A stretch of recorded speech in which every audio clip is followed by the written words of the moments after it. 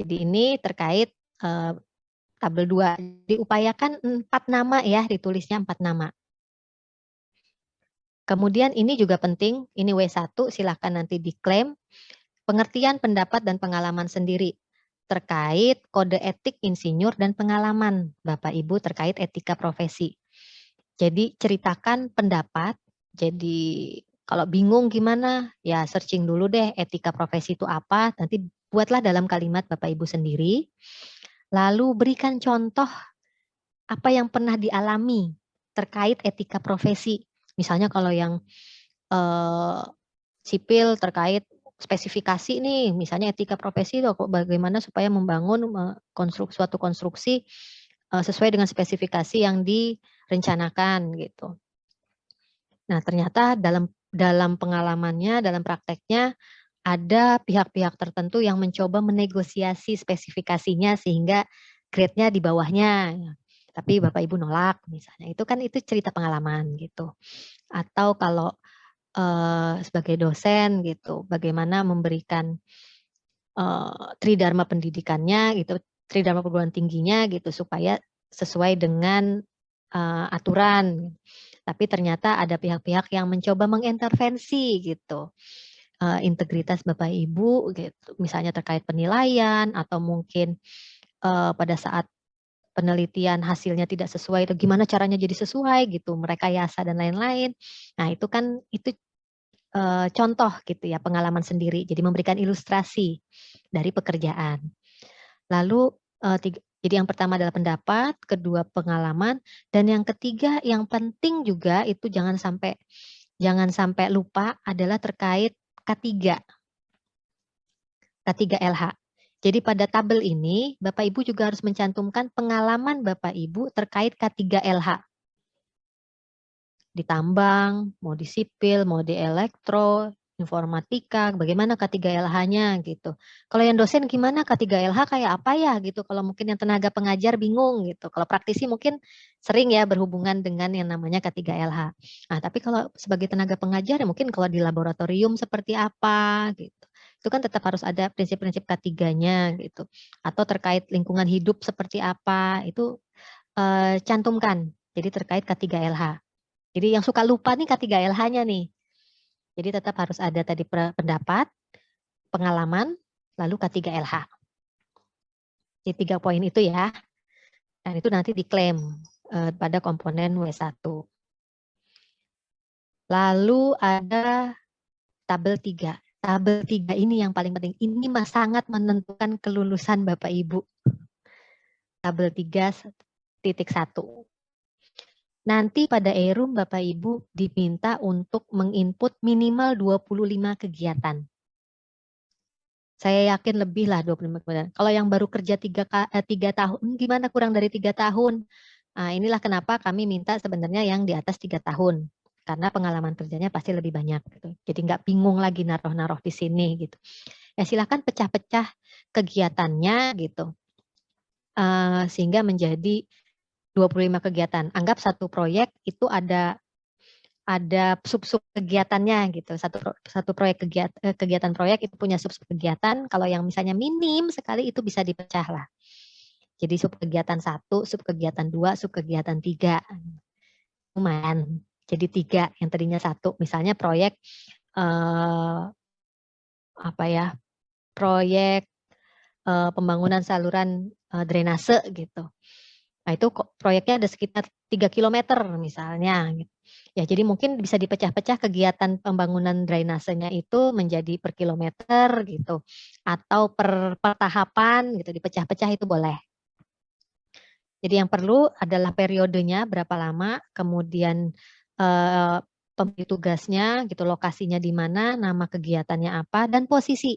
Posisi ini wajib. Apakah sebagai ketua, apakah sebagai tenaga ahli, apakah sebagai asisten, itu dicantumkan. Apakah supervisor gitu. Nah ini juga yang wajib adalah nilai proyek. Nilai proyek ini wajib dicantumkan. Kemudian uraian singkat sesuai job desk-nya. Ada nilai proyek, kalau yang sipil suka ada nilai proyek sama nilai kegiatan ya gitu. Cantumkan aja dua-duanya. Jadi ketika misalnya ada 2 angka di situ, cantumkan aja dua-duanya. Nanti biarkan majelis penilai yang menilai. Tapi Bapak Ibu sudah menyediakan informasinya. Dan itu diklaim. Nah, klaimnya ini juga harus merata ya. Ada W2, W3, W4, W7. Saran saya, distribusi terbanyak ada di W3. Ini distribusi terbanyak. Nanti W2, W4, W7 itu bisa dapat dari tabel lain. Tapi kalau untuk W3 ini hanya ada di tabel ini. Jadi upayakan jangan sampai sedikit mengklaimnya. Dan upayakan tadi, wajib bukan diupayakan ya, wajib 25 kegiatan yang dicantumkan dalam tabel 3.1. Klaimlah semuanya. Jangan dihabisin di W2, jangan dihabisin di W3, tapi didistribusikan.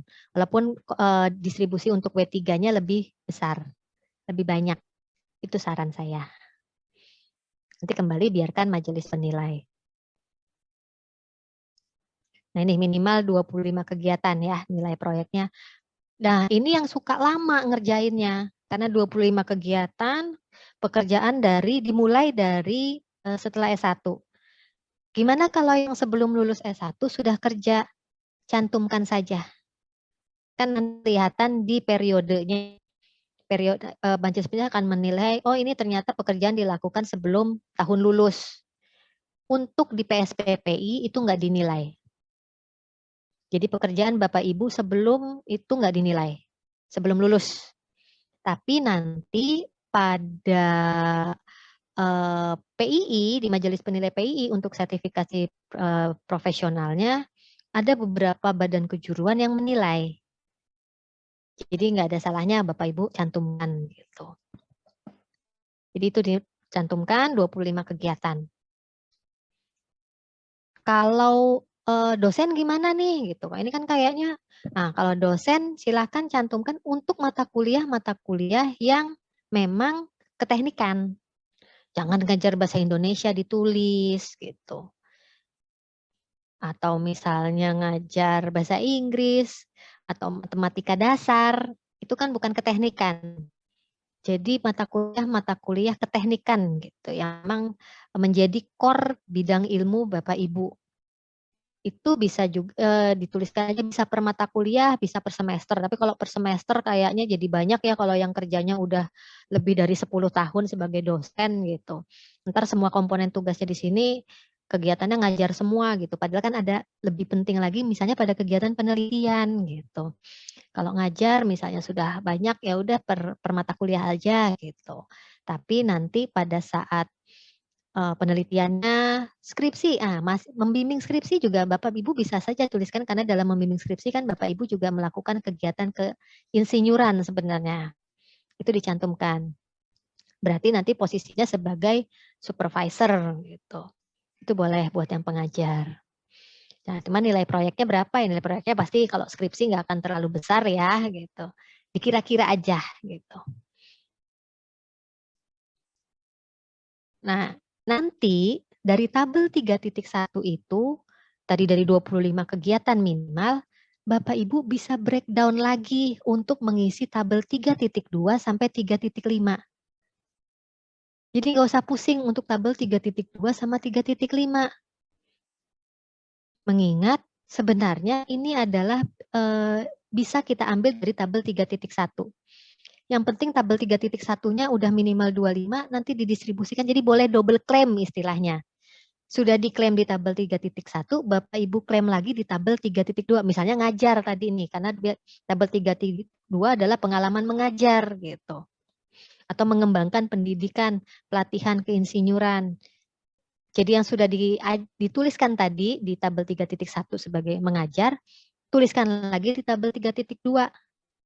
Atau kalau yang mungkin di swasta ada bimbing ngajarin mahasiswa magang misalnya. Boleh di sini. Cantumkan. Gimana kalau yang nggak ada, nggak ngajar sama sekali, ya kosongkan aja nggak apa. Karena prinsipnya tabel 3.2 sama 3 sampai nanti 3.5 itu adalah P. bakuan kompetensinya. P ini pilihan. Jadi boleh nggak ada.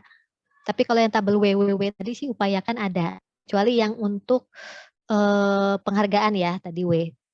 Kalau memang nggak ada yang masih mau dipaksa gitu. Nah, tapi kalau untuk tabel 3.2 sampai 3.5 itu boleh kosong. Tapi kan nggak mungkin kosong. Mungkin ada satu tabel yang kosong, misalnya 3.2 kosong. Tapi tabel 3.3 sampai 3.5-nya pasti ada isinya. Karena kan di breakdown dari tabel 3.1 tadi gitu. Jadi kalau nggak usah pusing di tabel 3.2 sampai 3.5, lihat saja dari tabel 3.1 yang sudah diisi. Permasalahannya paling lebih ke dokumen pendukung. Kalau yang proyek bisa halaman covernya, cover kontrak misalnya. Di situ boleh dicantumkan cover kontraknya untuk menjelaskan nama kegiatan kan ya. Kemudian kalau yang ngajar bisa pakai SK ngajar, cantumkan gitu. Terus kalau yang dua itu aja biasanya ya. Yang susahnya nyarinya. Kalau yang bimbing misalnya tadi skripsi gitu, penelitian-penelitian kan ada lembar pengesahan bisa gitu, ada nama Bapak Ibu di situ gitu. Jadi silakan. Dan kembali tabel 3 pada prinsipnya silahkan masukkan kegiatan-kegiatan yang sebelum lulus S1 tapi oleh majelis penilai di PSPPI itu nggak dinilai gitu. Cuma nanti bisa diajukan. Nah, tabel 3 titik. Nah, ini tadi saya sampaikan tidak semua pengalaman mengajar bisa diklaim ya. Jadi kalau untuk yang non-engineering tadi matematika dasar, fisika dasar itu nggak bisa.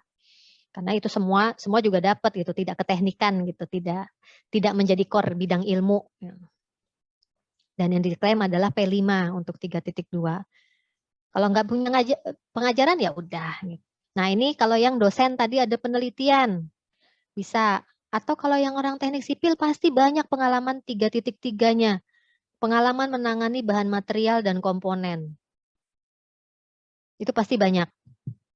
Untuk tambang juga kemungkinan juga ada bahan material dan komponen. Silahkan dimasukkan di tabel 3.3.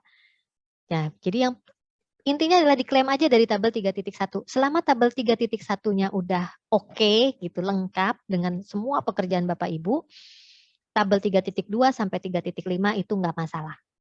Karena nanti double claim, dokumen yang diupload juga sama kan gitu. PR-nya kan ngumpulin dokumen-dokumen.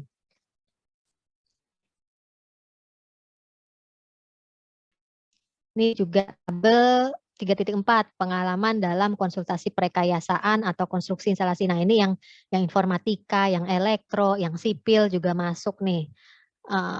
Pekerjaan manufaktur atau produksi. Ini yang Bapak Ibu klaim yang diingat tadi tabel titik pada pojok kanan atas ya. Bakuan kompetensi apa yang diklaim. Kalau P7, P8 ya Bapak Ibu klaim P7 dan P8. Nanti tinggal dilihat di deskripsinya tadi. Mana yang cocok gitu, P7 dan P8. Oh kayaknya P8 nggak ada yang cocok, cuman P7 aja, mangga silahkan, nggak apa-apa gitu. P7, P8. Atau dua-duanya bisa, P7, P8 boleh gitu. Cuman nanti mungkin Pak Arif juga bisa menjelaskan pada saat sesi Pak Arif, berapa sih yang diklaim sebenarnya untuk setiap tabel itu seingat saya sih minimal ada 12, maksimal ada sampai 20 rasanya, nanti biar Pak Arif yang menjelaskan. Karena nggak semua juga, jadi semua P7 diklaim, semua P8 diklaim, nggak cukup nanti gitu, nggak bisa dicentang semua juga gitu. Jadi kembali diklaim saja dari tabel 3.1 yang sesuai terkait pengalaman kerja. Jadi lihat di tabel 3.1-nya mana nih yang terkait konsultasi prekayasan. Atau misalnya pekerjaannya udah banyak banget nih gitu. Udah lebih dari 25. Kemarin itu ada yang sampai pekerjaannya di atas 50. Sampai nggak bisa di print. Sistemnya error karena ketebelan gitu.